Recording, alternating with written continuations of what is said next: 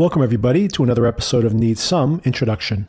In today's episode, we will be breaking down the first 5 episodes of the new Peacock assassin/spy series, The Day of the Jackal, based on the Frederick Forsyth novel from the 1960s, I believe, and previously adapted very successfully into a truly excellent film back in 1973 by Fred Zinnemann, I believe, and then remade in the 90s as a Bruce Willis/Richard Gere vehicle, which also featured Sidney Poitier and was a pretty big budgeted film, pretty stylishly made, but not very good.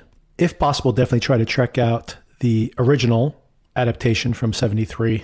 As I mentioned, 5, believe it or not, episodes of the series are available on Peacock all at once. They've already played overseas, so a lot of the rest of the world's gotten a chance to see these first 5 episodes. The reviews have been mostly very positive, and I have mostly positive things to say about it as well. We have a special guest host here on the podcast, one of our listeners, Darren from Australia. We've emailed back and forth and have a lot of similar tastes, and I follow him on Letterboxd, and we also have a lot of similar tastes in films. As a matter of fact, we also discussed in this conversation we just had the new Hugh Grant horror thriller, not really a horror film, Heretic, and I'll save that for another day, but I'm not even sure when that'll publish, considering we have so many things coming out now. We just saw the finale of The Penguin, a very successful Max series, and Max is following up the success there, jumping directly into the Dune prequel series, Dune Prophecy, which I'll also be watching this upcoming week. And as you'll hear in the upcoming conversation, Darren's a big fan of spy thrillers, as am I, and we have a plethora of them. If you were watching Slow Horses, kind of a deconstruction of the James Bond mythology. But if you want traditional spy thrills, I think Day of the Jackal is just the appetizer for the series, The Agency, coming to Paramount Plus and Showtime in just a couple of weeks. Oh, but that's not all, folks. We also have just 1 week after that, at the first week of December, Black Doves, a new Keira Knightley British spy series that is also premiering. So you might be hearing lots of spy coverage in the upcoming weeks.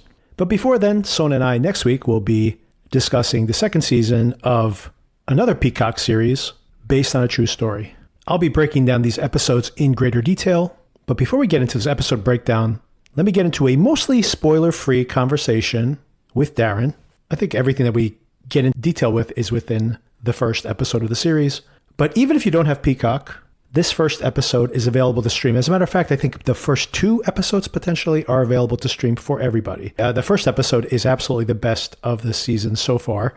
We are 5 episodes in, as I mentioned. They all dropped at once, and there will be 5 more.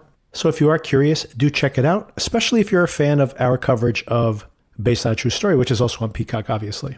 And Black Friday is right around the corner, and that's when I get all my annual TV show subscriptions, by the way. I think I had Peacock and Hulu and Paramount Plus. In combination, all 3 of those cost me less than $5 a month, thanks to Black Friday deals. They may not be that good this year, considering these platforms are going broke, but do keep your eyes peeled. And if I see any, I'll definitely let you know. All right, let's get into that preview conversation, and then I'll be back to break down those episodes. So, Darren, we have a conversation which we lost along the way.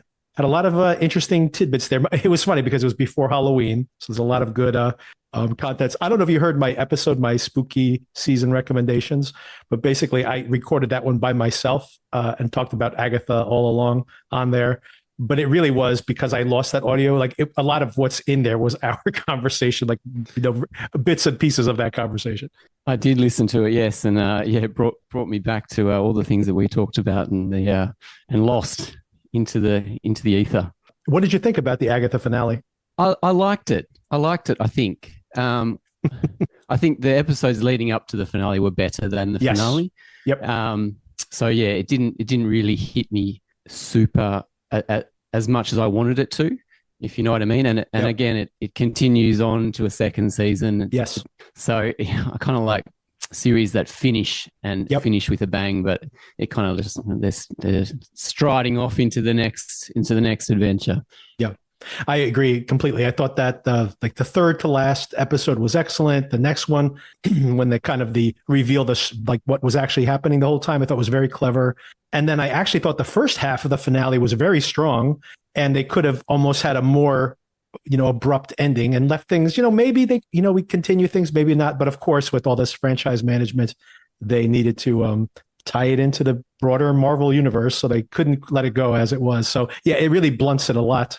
But I still recommend it. I mean, for considering what Marvel has made from the TV perspective, this is a way forward for them, I think, because it was cheap, it was successful, and like you mentioned, the less it was tied into the rest of the Marvel universe, the better off they would have been. So yeah, I agree, and I think the actors did a really good job as well. And Aubrey Plaza, I think she's so watchable in anything. So great, and, yes.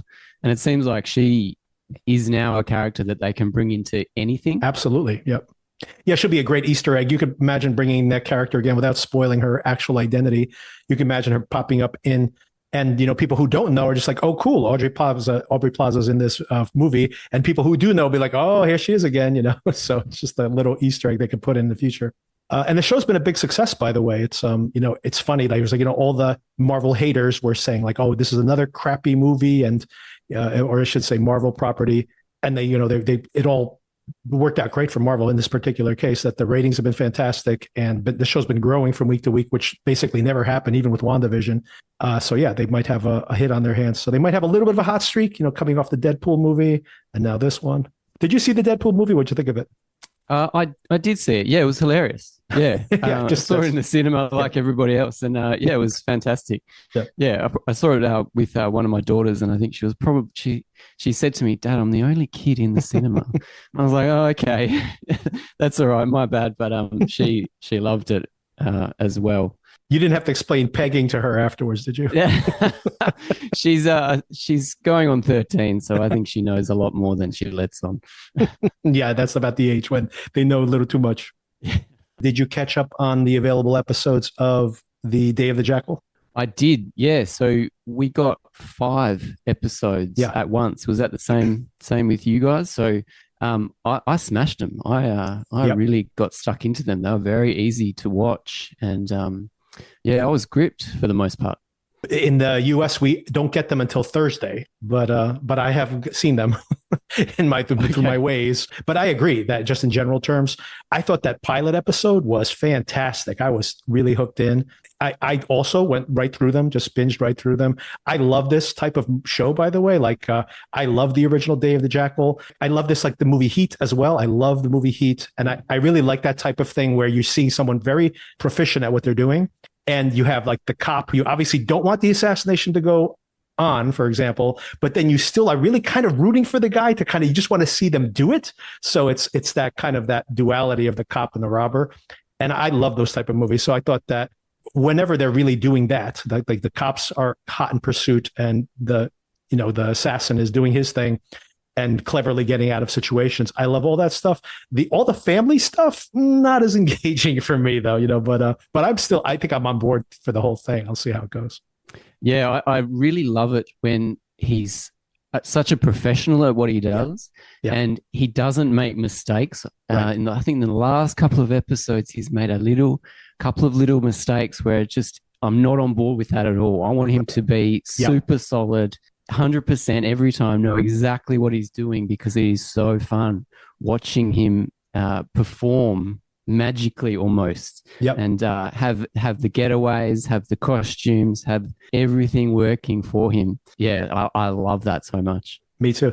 Have you seen The Killer, the Netflix with Michael Fassbender? I have seen The Killer. Yeah, I was thinking about that today, and The Killer, I like the film. I love David Fincher, but in that film, the actual killer wasn't very good at his job. Is that right?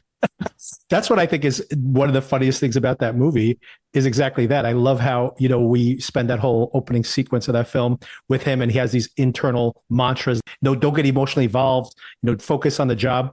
And he basically breaks all of his rules, like from scene to scene. It's hilarious, So I think that's the intention of the film. But I did like when he went on his basically revenge spree. I thought that was very, very well done.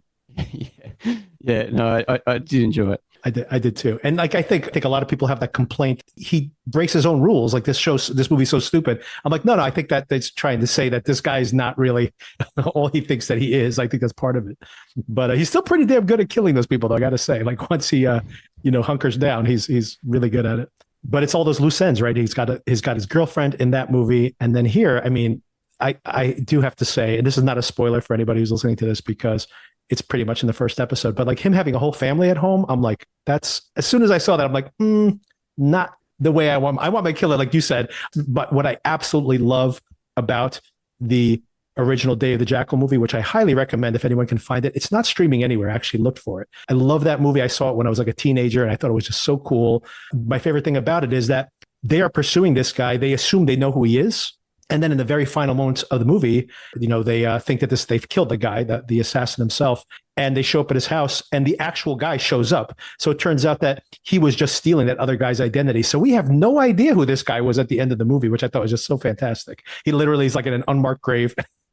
Spoiler for a 60-year-old movie, but that's basically where it ends. I actually can't remember seeing that. I must have seen it as a kid, but I've got a memory. Was there a Bruce Willis version? Oh, it's terrible. Of the Day of the Jackal? Yeah, okay. Yeah, maybe that's. There is a Bruce Willis version, which is pretty terrible. I think it's just called Jackal, but I'm talking about the original one from the 70s or whatever it was, where he's trying to kill Charles de Gaulle in that one. It's a really, really great movie, and I highly recommend that one too, if you can find it anywhere. What did you think of Eddie Redmayne in the role? I don't like Eddie Redmayne, but I liked him here, and I really do not like him. I like in the opening scenes where they really make a correlation between this assassin and acting, right? Like he's like playing a role, and especially Eddie Redmayne, who's like notorious for overacting or being too intense, that it's like, yeah, this guy's got to, be 100% in this performance. So I actually like that. I think all the scenes where he's with his family don't work at all. Like he's just not convincing, which is weird because we spend so much time with them. But when he's just being like a, reptilian chameleon out in the wild, I think he's really good for the part. I think it really works. What did you think about his performance? Yeah, I enjoyed it. I think he's got that moment right at the end of the pilot, which just sold it for me. He finds out this tidbit of information, or he gets challenged, and he just has this look at the end, which I just thought was fantastic, and that's how they end the pilot. I like his wife in the film. Mm-hmm. That's the series, but he does seem completely separated from those family scenes, and his son as well. I mean, he very separated. He's like a stranger. Yeah, exactly. That's what doesn't work for me, is like you have to buy in. She's never suspected him of anything, and he has no chemistry with that actress. And like you said, it's even the character itself seems like he's just there for a weekend and then gone again. And we're supposed to buy in that he's, like you mentioned towards the end of those episodes, when he starts to mess up a little bit, it seems, and he seems to honestly love her.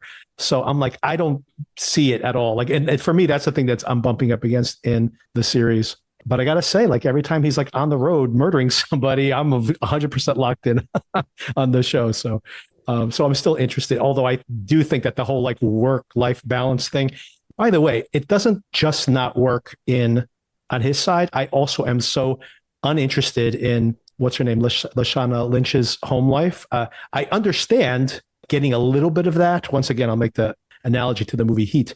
I like seeing a little bit of that where you see that this is a strain on her personal life, but we're spending way too much time with her and her husband and his ex-wife and her sister. And it's like, okay. Like, it's just, I don't want to spend this much time at home with these people, basically. Yeah. They should set the context that this is a strain on her and then be more in the field, which maybe is the direction the show is going later. Yeah. She's quite good, I think. Yes. And she's fantastic in the field, and the action is really great. They're all professional, even the good guys, the bad guys. They're fantastic. And I do like the kind of James Bondy, Mission Impossible bits in it. I'm a sucker for these big panoramic aerial shots of European cities, and he seems to have the cars and the watches and everything, but it's not as overdone as it is in those movies, but it fits that mold, which I enjoy. I'm a sucker for all that stuff as well, completely. I mean, some of this is a little, the being able to make a shot from that distance and building a gun that could even do that. Some of that is a little bit on the edge of Bond, but they make it pretty naturalistic. Like he's getting by on trains. He's really able to do all this stuff because he operates as a lone wolf. You can imagine like if you have a giant spy organization, it probably wouldn't work the way it does like in a Bond movie. So I think they try to make it a little more naturalistic, but they're obviously going for the whole Bond thing. Like the theme song to the show is basically like a Bond theme, right? Yeah. They're leaning into that big time.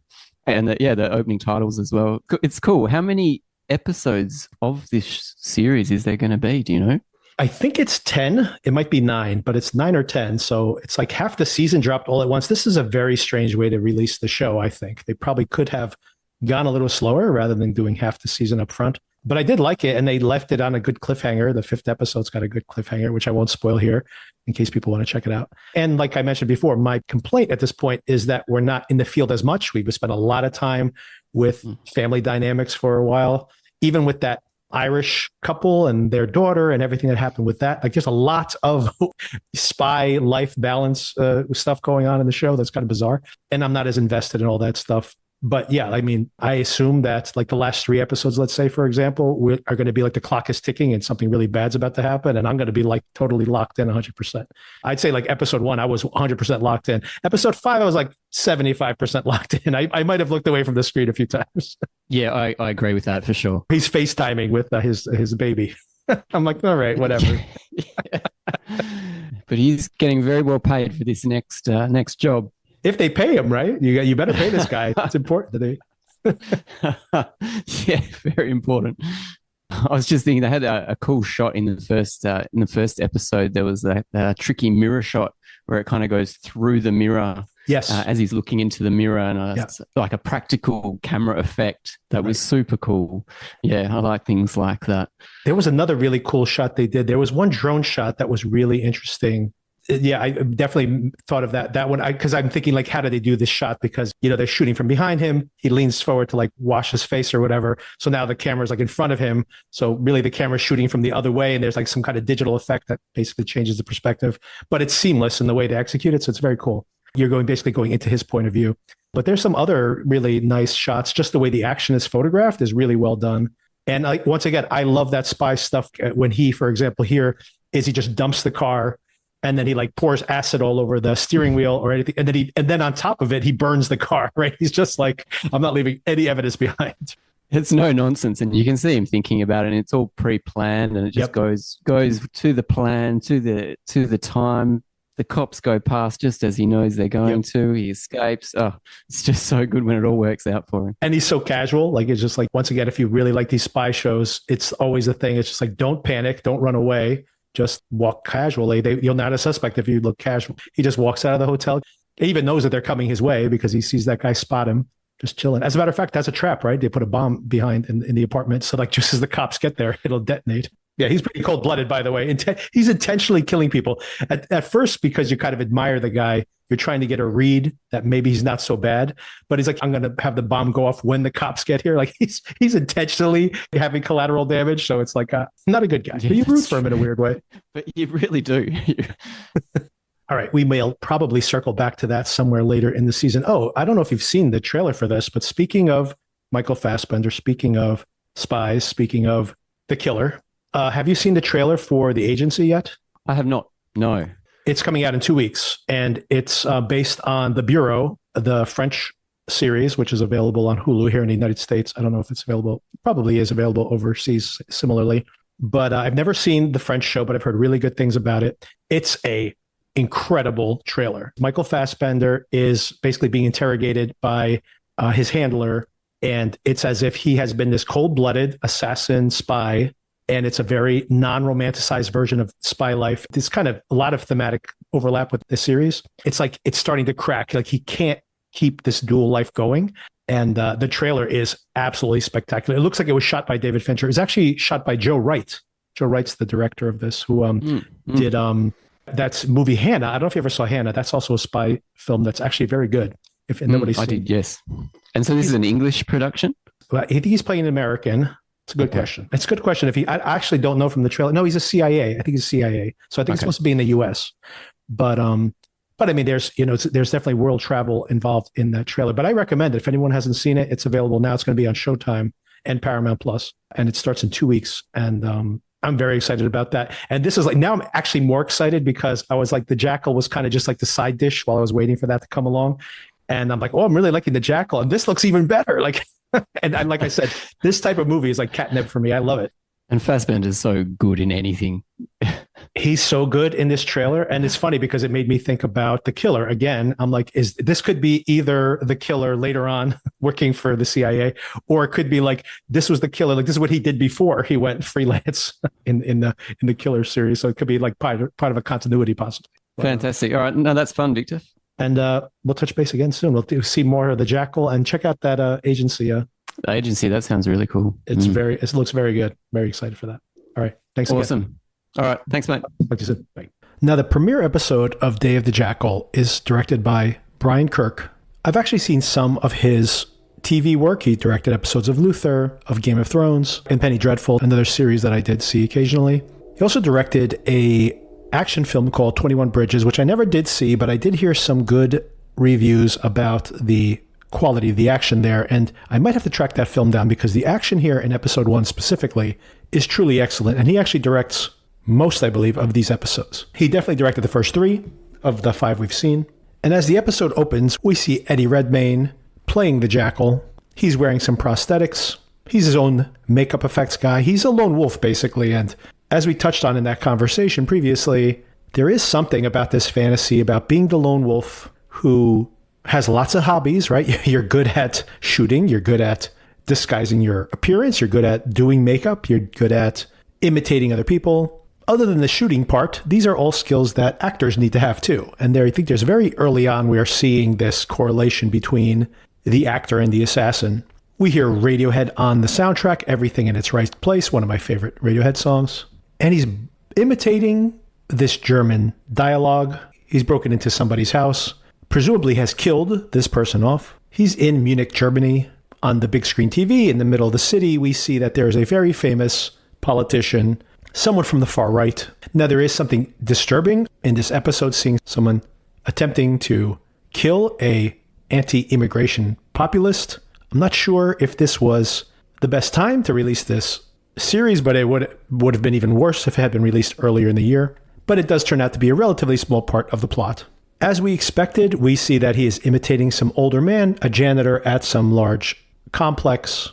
And very importantly, turns out, the security guard notices, and I think this is one of those weird mistakes that this killer shouldn't make, and yet he does. He's carrying not only a new backpack, and the security guard points it out, spoiler alert for later episodes, but that backpack is going to be recognizable.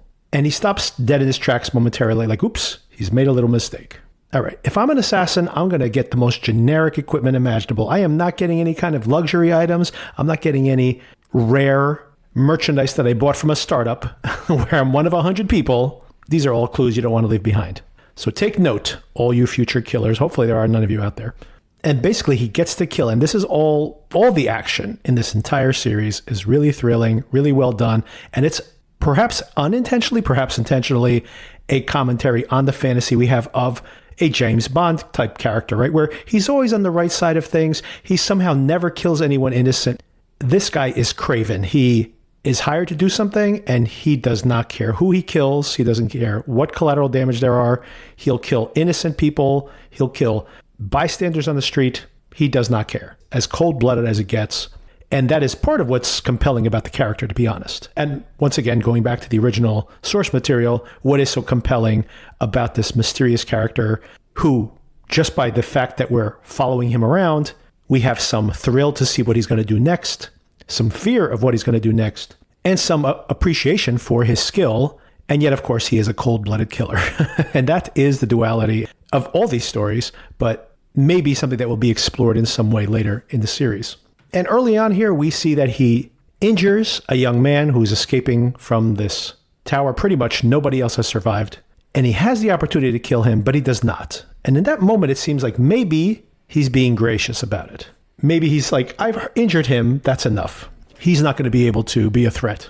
And then he escapes by rappelling down the building. He has some smoke bombs. I understand how he disappears into the crowd. I'm not sure how they let him descend, but I'm nitpicking already. Overall, this works really, really well. And we get the opening titles for the first time, which have a very melodramatic score with a very large voice. Very much feels like the old school Bond themes. So once again, these correlations to Bond. But of course, Bond is always seen as he's a necessary evil. We may not agree with his tactics, but we like the results. And in this case, we're talking about someone who is just doing it for the money. The next day, we discover that German politician is going to the hospital to visit his son. The son was a survivor of the previous night's attack. The Jackal, we eventually discover, is a full 2 miles away, high up in a hotel or an apartment building. I believe it's an apartment building. And we see him methodically taking shots at the side of the building. No one notices because he's so far away, and this is such a small target that he's hitting, calibrating his shot for this incredibly long distance. And of course, the fact that it takes multiple seconds for the bullet to arrive at its location. We hear him pulling the trigger, and then we see the bullet arriving seconds later. Not only does he have to make this shot, he has to shoot into the future, as they actually call out in the episode itself. This German chancellor shows up. He has lined up the shot from the door of the limousine straight into the hospital. So he is indeed targeting the future, assuming that they're going to rush him into the building, which is exactly what they're trying to do, so he won't be in the open too long. And he uses all of this. He has set things up by injuring the son. He has set things up by presumably picking this location a long time ago based on when the son was injured, which hospital he would end up at, and then to have this location picked out ahead of time. He has a gun specifically made that can make this long distance shot, an extremely difficult shot, and he does it. He kills this guy. It's an incredible sequence. This is all beyond the scope of even James Bond skill levels here. But all of that is to say that, we're discovering very early on that not only how planned out he is, how methodical he is, but how adept he is. He's literally making a shot that only he can make. And we'll get into this as we go forward in these episodes, but it's something I never thought about in watching these films. The simple fact is when you are the only one who can make that shot, it does make the number of possible suspects very, very short. So in a way, being as good as you are at your job does become your calling card. He actually stays at the scope and waits to be seen, waits just long enough so that he can make his escape completely casually. He's miles away from the site of the shooting. He slips away, and as the cops are kicking in the door to the apartment, he's disposing of his first car, swapping it out for a second car, and is miles away by the time the bomb that he's left behind in the apartment detonates and kills many of the officers, which once again will probably draw all of the police in the area while he casually makes his escape. And then, of course, we get to meet the other big player in this series, Lashana Lynch, playing Bianca Pullman. This is Mama Rambeau from the Marvel films, if you've recognized her. And she's also very good in this series. And as we mentioned in that previous conversation, like a film like Heat or like similar spy series and movies of the past, we have this dichotomy. To be able to pursue this killer, you maybe need to be as cold and methodical as the killer themselves. And we have these two sides of a coin. She's a gun nut, as she's identified here. And she's also very much puts her nose where it doesn't belong, but in this case, it does belong. But you can see how that pushes against the powers that be there at the office. Our Jackal, by the way, has been hanging around in Berlin, buying rare chess pieces or something. Cool as a cucumber, in no hurry to cross any border or anything. Bianca does force her way into that meeting, that debriefing from the German government, asking for some assistance from the Brits. She almost immediately shows her value as soon as she realizes the length of that shot. Makes the assumption right away that it must be trained by British military. And she happens to know somebody who makes extremely rare guns that can make a shot from that distance. Her higher-ups are wary of this theory because a British gun maker obviously could lead to an embarrassing circumstance. But worse than that is a revelation that it's probably a UK-trained marksman as well. Now, while this mission is being investigated, we basically get introduced to the whole setup for what is going to be the remainder of this season of television, I presume. There is an incredibly wealthy individual who's come up with some new software that can basically trace where all of this dark money is flowing around the world. And apparently this is going to be a real game changer. It's going to embarrass a lot of really powerful people once it's revealed how they are perhaps using dark money to curry favor with different governments. And these governments don't want these things out in the open. And of course, these businesses don't want it either. And that seems to be the backdrop to someone putting out another hit on this very inventor.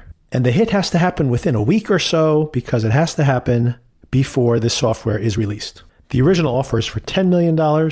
He's asking for $100 million. Bianca's home life is very strained. She has a husband who's a professor. They seem to be very different, but have a relatively happy marriage, or at least respect each other. However, her adolescent daughter feels neglected for sure. Bianca is constantly promising to show up at one of her events, to be there to support her at school. And she's always so busy for work, she's always missing these things. And in this particular case, she is trying to track down that gun manufacturer by running up the flagpole of one of her contacts who used to be in the IRA or potentially still is, and is connected to her suspected manufacturer of this special gun. And her leverage, unfortunately, ends up being her young daughter, who is in London protesting currently.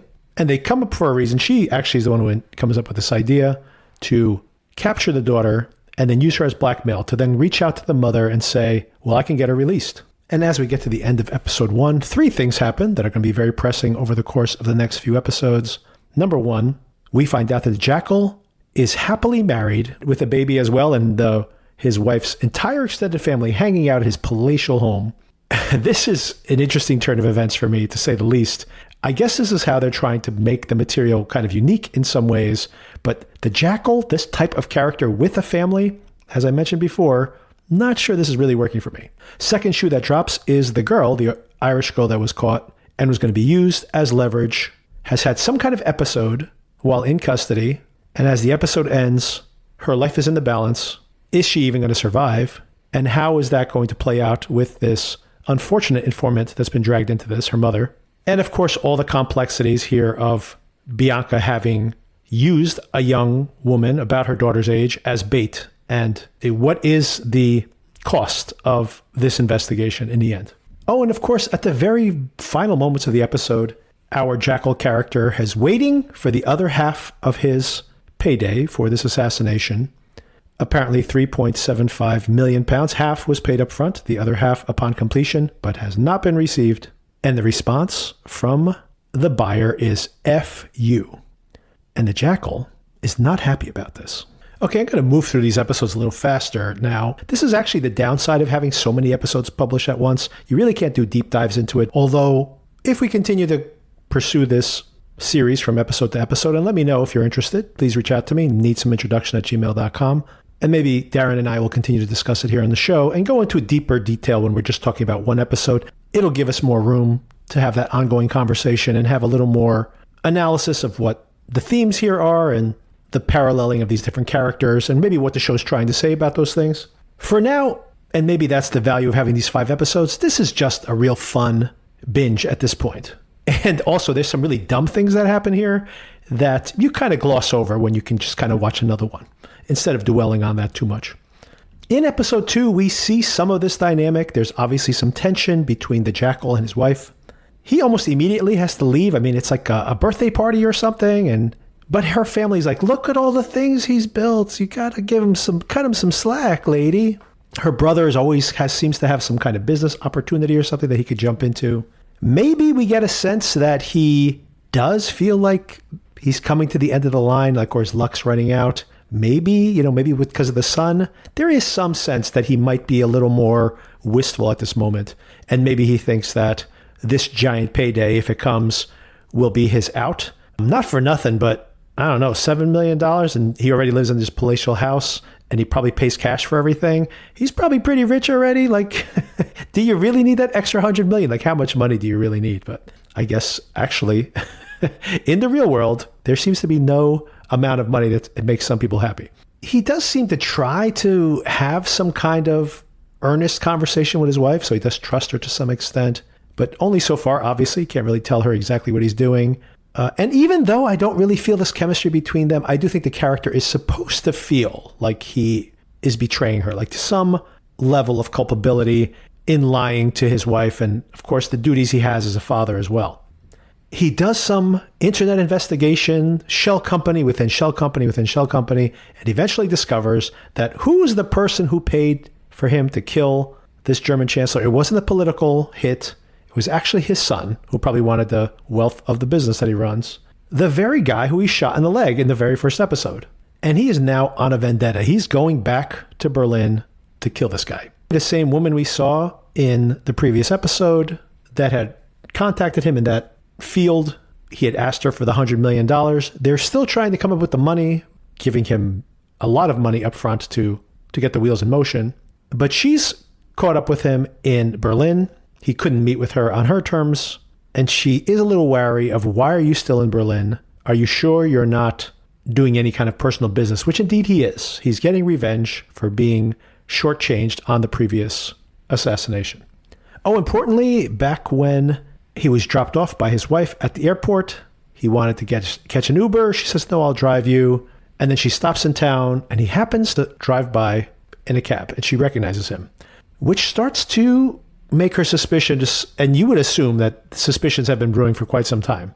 This former IRA agent does not know that the daughter had actually died at the end of episode 1, I should say, or at the beginning of episode 2.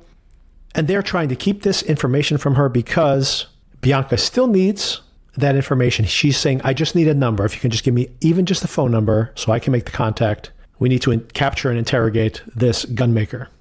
And that leads to a incredible gunfight at this desolate area where this gunmaker is camped out. They triangulate the location of his phone. He does escape, but they injure him as he's leaving. He does drop one of his bags, which of course, very importantly, is going to be the clue that's going to lead us to the Jackal. That prototype bag is going to disassemble into that long-range rifle. Okay, there are so many nitpicks. I'm just going to throw one in, just one. You got to come with more people to go catch this guy who you think is going to be impossible to capture. You need to have at least just a drone that's going to follow his car once he escapes. This is really shoddy police work here to let this guy escape. But of course, if he didn't escape, the show would be over. And that's episode 2 in a nutshell. Lots of Radiohead, by the way, on the soundtrack. In episode 3, we find out that this billionaire app developer, UDC, he goes by, is going to be somewhere in Estonia. He has an island out there. So apparently this is when the Jackal's going to try to make his move. On the 3 main tracks here, we have the former IRA, Allison, who had released or had sent Bianca phone number to that gun manufacturer, basically gets caught by the husband. It seems he really does love her, but he feels betrayed, of course. And they are furious when she may think part of this investigation may have led to the death of the daughter. Meanwhile, Bianca is suspicious of someone in the office. It seems like information is leaking out. That gun manufacturer was warned. He got a heads up right before they arrived, and she thinks it came from a mole inside the agency. So her supervisor tells her to keep the circle tight. Meanwhile, the Jackal finishes his business in Berlin, killing off Elias, the son who had hired him in the first place to kill his father. It becomes pretty well known at this point, nearly openly, that the son's assassination of the father was what led to his own death. So once again, the Jackal seems to be pointing a few too many arrows at himself and having this very public chase through the city when he's trying to negotiate this other much bigger deal. Obviously, the news gets back to his new employers, and none of this makes him seem very reliable, but they seem to think he's the only one who can make this thing work. So they are still committed to keeping him on the case. But as Darren mentioned, he's getting a little flaky here.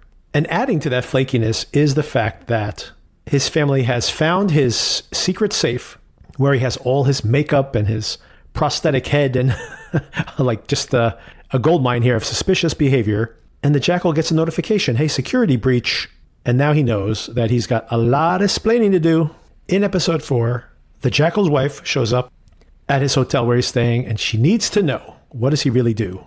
Do you kill people? They found a stash of guns, by the way, in this safe room. And he comes up with some cockamamie businesses hire him to infiltrate the organization, and it can be dangerous. He can make a lot of enemies. But no, of course not. I don't kill people. I don't know. This all seems very shady. I'm not sure you would immediately think he must be an international spy, but that's definitely on the list of possibilities here. Plus, he does have that dead-eyed stare.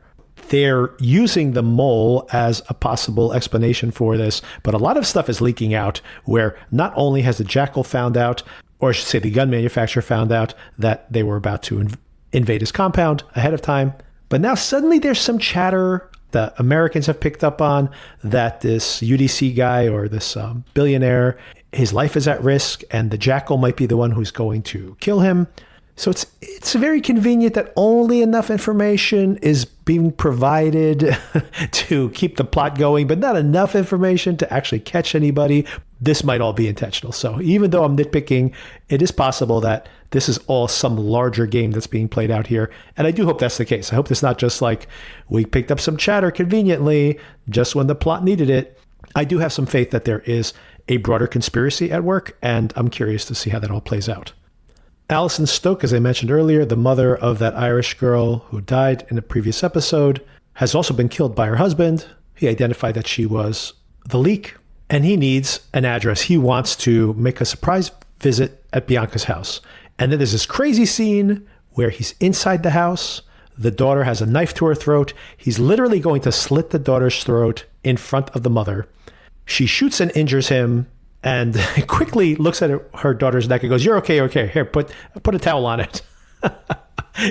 She is maybe as cold-blooded as this killer, and I guess that's the analogy that's being made here.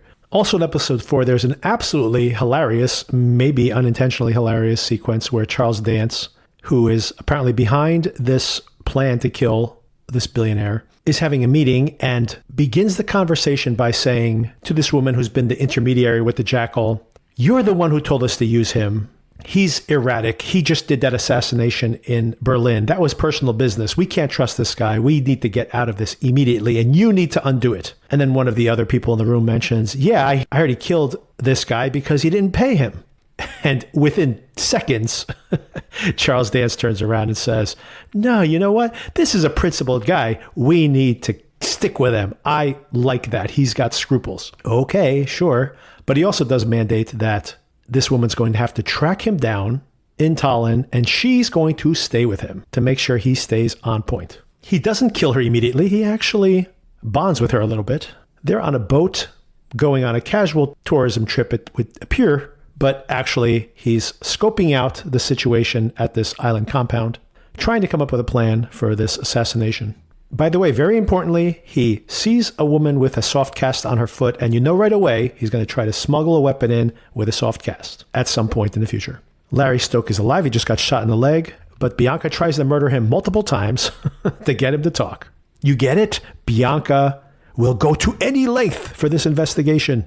The Jackal speaks to his favorite gunmaker, but of course he's been injured badly, has no right hand, so he needs a right-hand man.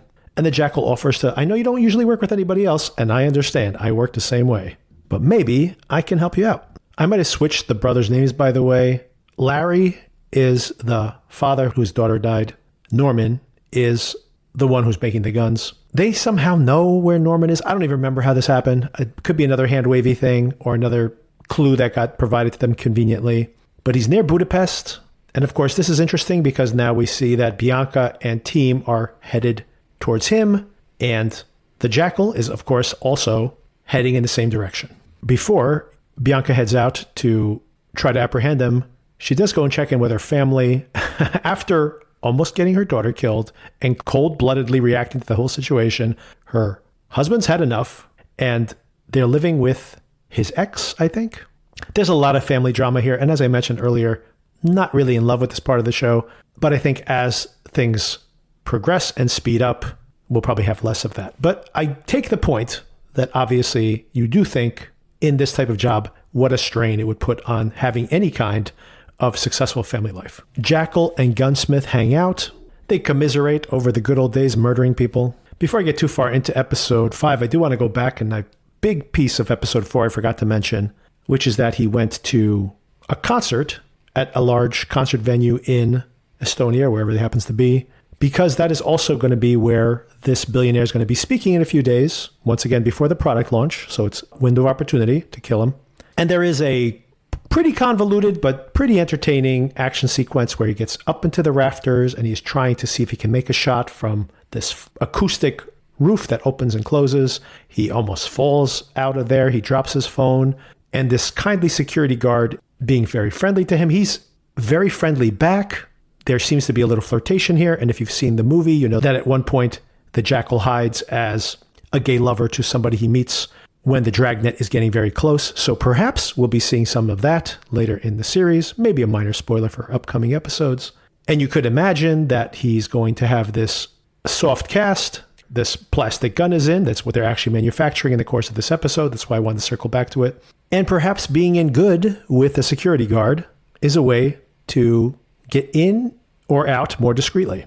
But before any of that can happen, Bianca and her team have arrived at this abandoned facility where the gun's being manufactured.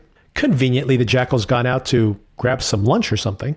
He had also been out practicing with the plastic gun, calibrating it for future use. And also importantly, the gun's only made to have a limited number of shots. And he's already shot it a few times to calibrate it. And he uses it again to kill his friendly gunsmith, since it's the only weapon he has on him, and then is pursued by the agents into the woods. He jumps off of a high cliff with his plastic gun in hand. At this point, he's shot at Bianca at least once, so I don't know how many more shots this thing has left in it. He finds his way to a barn and falls asleep to dry off and hopefully get some rest before the next day's activities, when he's woken up with a rifle in his face and is knocked unconscious. And at the end of episode 5, he's chained up and unconscious. I didn't recognize this guy who, at first I thought, is this just the farmer who's woken up? But then for him to be tied up that way and didn't call the cops or whatever, that's suspicious. I have a feeling this is maybe part of the Charles Dance cabal, one of the people that are keeping tabs on him and have been watching him all night and watching his activities. And they're there to question him and perhaps assist as well. So an interesting place to drop off. This could be a minor speed bump, or it could actually reveal a much broader conspiracy. All right, so that is the speed round version of these 5 episodes of the series. I am very curious about all these aspects of it. What is going to happen? Is the wife's suspicion going to continuously be some kind of rub here? I can't imagine that's going to affect the immediate next episodes, considering, of course, the focus is going to be on whether he does or does not accomplish this assassination attempt. My guess is that he's going to try, and he shot that plastic gun a whole bunch of times. I have a feeling that it's not going to work when he needs it to work. I'm curious to know who actually hired him and what their motivations and intentions are. It seems convoluted that it's actually the purpose of the assassination is just to keep this software from being released, because killing him doesn't, especially if people suspect he was killed so that this wouldn't get out, he would be a martyr in some ways, and they would definitely want this technology to be released, unless this is like a double cross where he's trying to fake the assassination and he's got some bigger plan because he wants to draw attention to this technology. Maybe I'm overthinking it. I don't buy that this would somehow end the project because he got killed. So I think there's something more broad going on, and I'm sure that will unravel. I mean, there's 5 more episodes to go. What's going to happen with Bianca and her family? I mean, honestly, I think she probably needs to spend less time with them. I'm not saying that because I don't really want to see it, and I don't, just because I don't think she's really good for them, right? They're in danger for being around her, and she is kind of half okay with the collateral damage depending on the outcome. So that's the big question, of course, like how much personal loss can you take in these type of situations? It's not a bad question to ask, but I think it's a different show that is focused on that rather than this show, where I think the real draw is the pleasure of seeing these operatives chasing each other down. And I'll also ding the series for that fact. They do a very good job of showing you how this killer is very adept and probably very practiced at being able to get out of these situations and plan ahead and have these kind of broad strategies. I feel like the investigators that are pursuing him, they just get clues out of nowhere. And I'm sure that will be part of the broader conspiracy and how they're getting that information. It just doesn't make them as compelling. It doesn't feel as well matched, beyond the fact that, of course, Bianca's done a really clever thing in understanding where the gun came from and that initial lead. But then, like, where these people are located, it's almost like someone just called up and says, hey, he's somewhere over there.